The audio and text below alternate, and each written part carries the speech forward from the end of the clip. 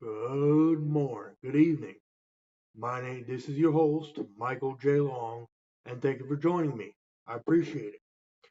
So I started out as a conservative, but over the years I've become a libertarian. And I am a libertarian because I believe in the free market, capitalism, gun rights, civil liberties, all that good stuff that freedom on both personal and economic matters. And also the right of all individuals to be free to make decisions for themselves, how to how they choose to live their lives, as long as they don't impose danger, force, or fraud to others. So that's a complete different philosophy than conservatism and liberalism, the two most political indifferences in terms of ideologies that we hear today. Aside from aside from the moderate center or the so-called independents who go whichever way the wind blows, that everybody had that they're the kind of people that kind of hang along the fence to waiting to see which team is going to tag them up. Um, and that's what I want to talk about.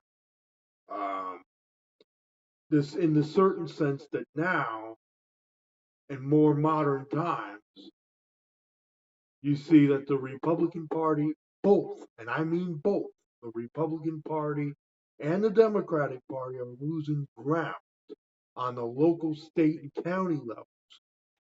If you think about it, the rural communities tend to be Republican, and the cities tend to be Democrat.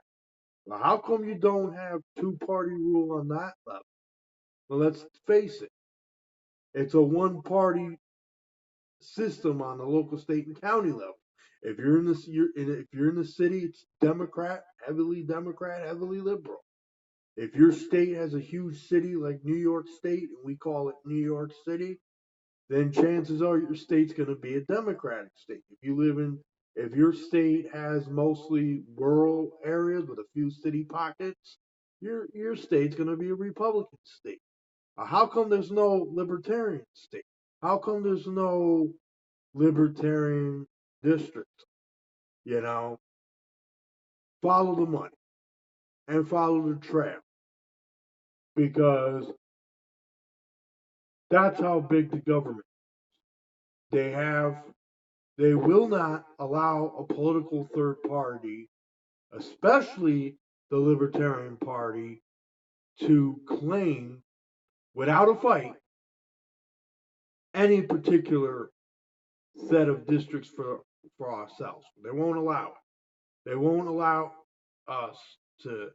They make it very difficult for us, but we fend them off as best we can, and we try to win. When we're growing, the libertarian movement is growing, the Libertarian Party is growing, which is even better. So if you support the Libertarian Party, especially here in New York State, I would encourage you to go down to your board of elections, or in this state, you can register with the DMV online to become a registered voter for the Libertarian Party. Now, I want to kind of introduce you to myself, give you a little bit of an autobiography about me. So I didn't always used to be libertarian. I started out as a conservative. And I became a libertarian after extensively listening to Ron Paul and then getting introduced to the Gary Johnson campaign back in 2012. And this was shortly after the GOP rigged the convention so that Mitt Romney would get the nomination. Because Ron Paul had all the delegates and they said, let's rig it. What the heck, right?